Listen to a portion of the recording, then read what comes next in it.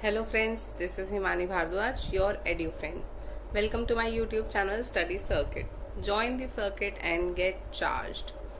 I hope आपने मेरी previous videos देख ली हैं टीचिंग एप्टीट्यूड लेवल 1 की.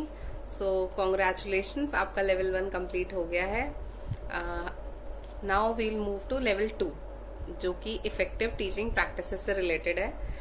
इफेक्टिव टीचिंग प्रैक्टिसेस में हम 3 टॉपिक्स पढ़ेंगे मेजरली, जिसमें आपका मैक्सिम्स ऑफ टीचिंग कवर हो जाएगा, प्रिंसिपल्स ऑफ टीचिंग आ जाएगा जिसमें जनरल एंड साइकोलॉजिकल प्रिंसिपल्स हैं, एंड लास्ट टॉपिक इसमें रहेगा ऑब्जेक्टिव्स ऑफ टीचिंग का, जिसमें हम Bloom's taxonomy and Gagne and Briggs classification पढ़ेंगे. So let's start. Maxims of teaching. Maxims क्या होते हैं? अब आपको मैक्सिम सुन के ऐसा लग रहा होगा कुछ डिफ़िकल्ट टर्म है, बट एक्चुअल में ये जनरल प्रिंसिपल्स को ही मैक्सिम एक टेक्निकल टर्म दी हुई है. फंडामेंटल प्रिंसिपल्स होते हैं that has evolve over a period of time. ऐसा नहीं कि किसी ने बनाए हैं, बट अब तक जो ट्रेंड चलता आया है, जैसे हमारी एजुकेशन चलती आई है, जनरली जो जो चीज़ें टीचर्स फॉलो करते हैं सो दैट उनका टीचिंग इफ़ेक्टिव रहे, एफिशिएंट रहे, वो सारी चीज़ें हैं यहाँ पर. अब मैंने यहाँ पर सिर्फ पॉइंटर्स डाले हैं. आप देखना, मेरा मेन पर्पस यहाँ पर यह है कि आपको टिप्स पर होनी चाहिए चीज़ें. तो अगर मैं इसमें एनालिसिस करके वो सारे कॉन्सेप्ट वैसे नहीं डालना चाहती जिससे बुक्स में होते हैं, सो आप पॉइंटर्स को ही समझने की कोशिश करना. और अगर आपको लगता है कि आपको कोई चीज़ याद नहीं आ रही सिर्फ पॉइंटर्स देख के, तो आप ये 10 मिनट का वीडियो देख लेना, आपको वो चीज़ याद आ जाएगी. बट हर बार अपने नोट्स को इतना लेंदी बनाने की ज़रूरत नहीं है. ठीक है, तो हम स्टार्ट करते हैं. फर्स्ट प्रिंसिपल क्या है? First maxim, from simple to complex. हमें टीचर्स को ध्यान रखना पड़ता है कि स्टूडेंट को जब कुछ पढ़ाते हैं ना, तो उससे पहले इजी चीज़ें दिखाएं. जैसे मैंने आपको पहले भी बताया था, जब हमें पहाड़ चढ़ना होता है तो अगर पहले ही बड़ा पहाड़ दिख जाएगा हमें, तो हम उसे कैसे चढ़ेंगे? बच्चा डर जाएगा पहले ही. तो सबसे पहले छोटे छोटे पहाड़ चढ़ना सिखाएंगे, फिर बड़े वाला दिखाएंगे. तो सिंपल टू कॉम्प्लेक्स ये ऐसे जाएगा. From known to unknown. Known to unknown में क्या होगा? जो चीज़ें स्टूडेंट ऑलरेडी जानता है, अगर टीचर उन्हीं चीज़ों से रिलेट करके अननोन चीज़ों को बताएगा तो वो स्टूडेंट इजीली रिलेट कर पाएगा कि अच्छा ये चीज़ ऐसे होती है, तो इसके साथ में ये चीज़ ऐसे होगी. Seen to unseen. जैसे हम मूवीज़ का एग्जाम्पल आप देखते होंगे, मैं मूवीज़ का एग्जाम्पल 2-3 बार ले चुकी हूँ अपने प्रीवियस वीडियोस में. वो इसलिए क्योंकि मूवीज़ आपने देखी हुई होती हैं, काफ़ी ट्रेंड में रहती हैं, तो आप उससे रिलेट करके जो चीज़ आपने एक्चुअल में नहीं देखी आप उसे भी रिलेट कर सकते हो. From concrete to abstract. Concrete क्या होता है? टैंजिबल चीज़ जो होती है, फिजिकल, जो आप एक्चुअल में फील कर सकते हो, टच करके देख सकते हो. और एब्स्ट्रैक्ट क्या होता है? एब्स्ट्रैक्ट होता है एक आइडिया, मतलब इनटैंजिबल चीज़ें जो होती हैं. जैसे एक आइडिया हो गया, एक ब्लूप्रिंट हो गया, आपने कुछ सोचा, वो एब्स्ट्रैक्ट है. आपने कुछ आइडिया सोचा कि हम एक बिजनेस प्लान बनाते हैं या स्टडी प्लान बनाते हैं या ऐसा कोई भी प्लान, वो एब्स्ट्रैक्ट फॉर्म में है, वो भी टैंजिबल फॉर्म में नहीं है, इनटैंजिबल है. ठीक है ना? तो अगर स्टूडेंट को पहले हम कॉन्क्रीट चीज़ें पढ़ाएंगे, मतलब जो टैंजिबल हैं, जो फिजिकल फॉर्म में है, तो उससे वो जो चीज़ें उसने नहीं देखी या जो इनटैंजिबल फॉर्म में है या जो आइडियोलॉजी फॉर्म में है, वो इजीली समझ पाएगा. Next is from particular to general. इसमें यह है कि एक अगर पढ़ाते टाइम मैं आपको जैसे एग्जाम्पल देती हूँ पहले, तो एग्जाम्पल से फिर आप उस प्रिंसिपल पे जा सकते हो. मतलब अगर मैं पहले आपको प्रिंसिपल समझाने लगूँ, बाद में आपको एग्जाम्पल दूँ, तो वो थोड़ा सा आपके लिए डिफ़िकल्ट हो सकता है, या मैं एग्जाम्पल ना दूँ तो वो आपको रिलेट करने में प्रॉब्लम आएगी. लेकिन अगर मैं पहले आपको एक सिचुएशन समझा दूँ एग्जाम्पल के थ्रू कि ऐसा ऐसा होता है, फिर आप उसे उस प्रिंसिपल से रिलेट कर सकते हो ईजीली. तो ये पर्टिकुलर टू जनरल में ये बात बोलता है. अब हम देखें फ्रॉम होल टू पार्ट. इस मैक्सिम के अकॉर्डिंग पहले एक स्टूडेंट को सारे दिखाना पड़ता है कि आपको क्या एक यूनिट ओवरव्यू जिसे कहते हैं ना, जैसे मैं आपको लेवल पढ़ाने से पहले लेवल का ओवरव्यू देती हूँ कि हम इस लेवल में ये चीज़ें पढ़ेंगे, तो आपको पता है कि हम इसमें ये 5 चीज़ पढ़ने वाले हैं, ये 4 चीज़ पढ़ने वाले हैं. फिर जब मैं आपको एक एक पढ़ाऊँगी ना, तो वो इजीली आप माइंड में अडेप्ट कर सकते हो उसको, आप उसको इजीली रिटेन कर सकते हो. रिटेंशन के लिए बहुत अच्छा होता है ये. इसमें आपको एक एग्जांपल देती हूँ. जैसे सपोज 4 लोगों को बोला कि ऐसे हम एज्यूम कर लेते हैं कि उन्होंने कभी हाथी नहीं देखा, ठीक है, एलिफेंट नहीं देखा उन्होंने कभी, और उनको एक एलिफेंट के पास ले गए, और एलिफेंट इतना बड़ा होता है कि उन्होंने ऐसे दूर से नहीं देखा, उनको बिल्कुल उस पॉइंट पे लाके खड़ा किया, एक एक बॉडी पार्ट पे उसके, जैसे एक पर्सन को उसकी ट्रंक के सामने खड़ा किया, एक पर्सन को उसकी टेल पे खड़ा किया, और एक पर्सन को उसके टीथ के पास, और एक पर्सन को उसके फुट के पास, और लास्ट किसी पर्सन को उसके ईयर के पास सपोज। बाद में उन सबसे पूछा गया कि आप बताओ आपके अकॉर्डिंग एलिफेंट की डेफिनेशन क्या है, या आप एलिफेंट से क्या समझते हो। तो उसने देखा कि जिस पर्सन को जहाँ खड़ा किया था ना, वो सिर्फ उतना ही बता पा रहा था, वो पूरा एलिफेंट जज ही नहीं कर पाया। तो पहले हमें दूर से पूरा एलिफेंट दिखाना है कि उसकी ईयर भी है, ट्रंक भी है, टेल भी है, टीथ भी है, फुट, सब चीज़ है, ठीक है ना।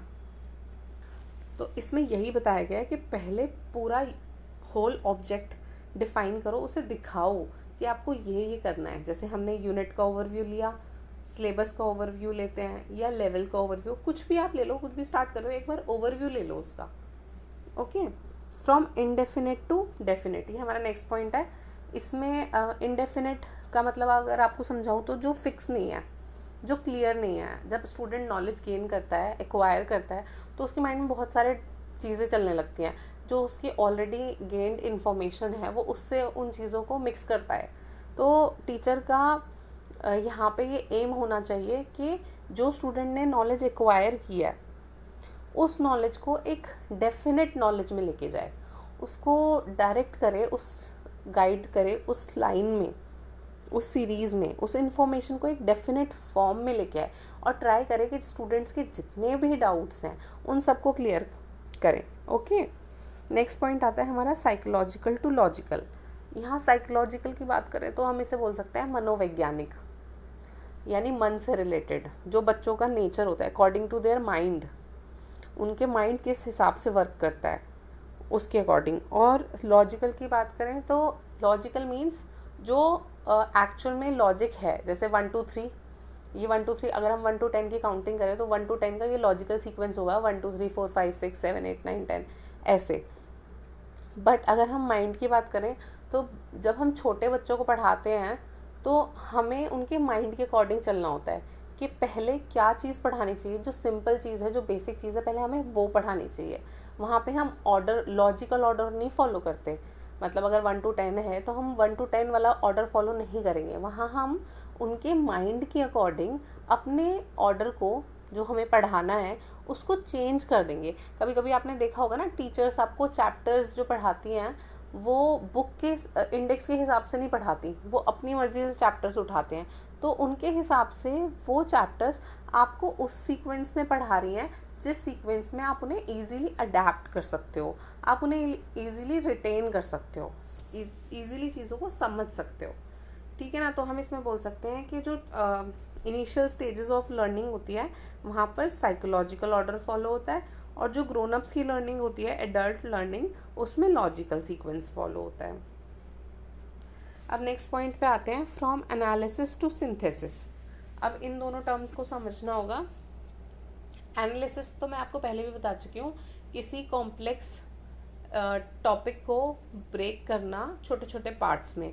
हम किसी भी इंफॉर्मेशन को, ऐसे वेग नॉलेज को नहीं लेंगे, हम टॉपिक लेंगे, उसको डिवाइड करेंगे उसकी छोटे छोटे पार्ट्स में, फिर हम उन्हें स्टडी करेंगे, जैसे हम अपने सिलेबस को स्टडी कर रहे हैं। ओके, और सिंथेसिस होता है जो हमने टॉपिक्स पढ़ लिए। अब जैसे मैंने आपको लेवल 1 में 5 कॉन्सेप्ट्स पढ़ाए थे, मैंने वो आपको इंडिविजुअल टॉपिक्स पढ़ाए। मैंने आपको पहले लेवल का ओवरव्यू दिया, फिर मैंने आपको वो 5 टॉपिक अलग अलग पढ़ाए, ठीक है। फिर जब आपने वो इकट्ठे पढ़ लिए, फिर मैंने आपको सारे कनेक्ट करके एक रिवीजन वीडियो बनाई आपके लिए, ठीक है। तो आप एक बार उस नॉलेज को ऐसे एक्वायर करो कि टॉपिक को पहले ब्रेक करो, वो एनालिसिस होता है।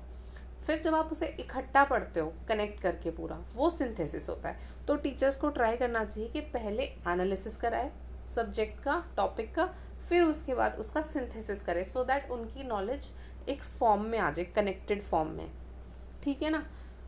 क्लियर है। नेक्स्ट पॉइंट है हमारा फॉलो नेचर। आजकल की लर्निंग में लर्नर सेंटर्ड हो गई है लर्निंग, मतलब बच्चों के नेचर के अकॉर्डिंग ध्यान रखना पड़ता है टीचर को थोड़ा सा कि जिस बच्चे को जैसे समझ आता है, जिस नेचर का वो स्टूडेंट है, उसे वैसे ही पढ़ाया जाए। जैसे एक क्लास में सपोज 40 स्टूडेंट्स हैं, टीचर ने अपना टॉपिक पढ़ाया और सपोज 35 स्टूडेंट्स को क्लियर हो गया, सपोज 35 स्टूडेंट्स को क्लियर हो गया और 5 स्टूडेंट्स को अभी भी वो क्लियर नहीं है।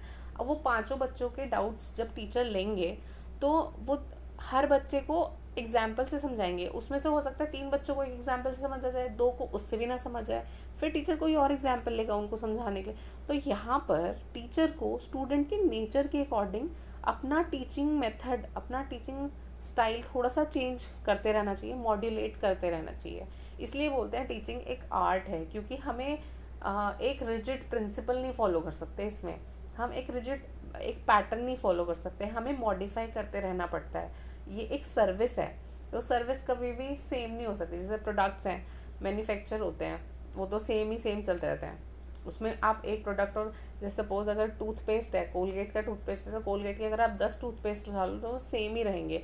बट जो सर्विस होती हैं उसमें आप ये नहीं एज्यूम कर सकते कि जो सर्विस एक पॉइंट ऑफ टाइम पे दी है वही दूसरे पॉइंट ऑफ टाइम पे होगी। जैसे मैंने डायनामिक इन्वायरमेंट में आपको बताया था, ये आप उससे रिलेट कर सकते हो। Okay, next point is are training of senses. यहाँ पर हम बात करते हैं, हमारे सेंसेस होते हैं ना, कि हम sight, hearing, taste, smell, touch, इन सारी चीज़ों, ये हमारे सेंसेस हैं। तो ये प्रिंसिपल कहता है कि जितने ज़्यादा हम अपने सेंसेस को उस टीचिंग लर्निंग प्रोसेस में इन्वॉल्व करेंगे, उतनी ज़्यादा हम अच्छे से चीज़ों को समझ पाएंगे। जैसे आप देखो साइंस में एक्सपेरिमेंट्स कराए जाते हैं आपको 9th-10th में ना, आपने किए होंगे केमिस्ट्री के, फिजिक्स के। तो वहाँ पे वही है, आपको केमिस्ट्री का कोई एक्सपेरिमेंट दिया, उसका कलर चेंज हो गया, वो दैट मीन्स उसमें आपने साइट यूज़ की, ठीक है ना। फिर उसमें से कोई स्मेल आ रही है, फ्यूम्स आ रही हैं, तो आपने वो स्मेल किया, उसका कलर चेंज हो गया, या ऐसी चीज़ें हैं। तो जितने सेंसेस आपके इन्वॉल्व होंगे ना, इफ़ ऑल और maximum of these senses can be applied in teaching, तो वो बेस्ट अप्रोच होती है। Okay, last point is encouragement to self study. सिर्फ टीचर के पढ़ाने से कुछ नहीं होता, आपको खुद से भी उस टॉपिक की सेल्फ स्टडी करनी बहुत ज़रूरी है। ओके, यहाँ पर आपको खुद से भी पढ़ना होता है। ऐसा नहीं है कि आपको टॉपिक खुद से पढ़ना होगा, बट जो टीचर ने पढ़ाया आप उसको खुद से पढ़ो। टीचर के पढ़ाने के बाद आपको खुद भी एक बार उसे पढ़ना होगा। आई होप क्लियर हो गया है आपको। So if you like my videos, do hit like, comment, share and subscribe my channel Study Circuit. Join my Telegram channel for more updates and PDF notes. Thanks for watching. Bye bye.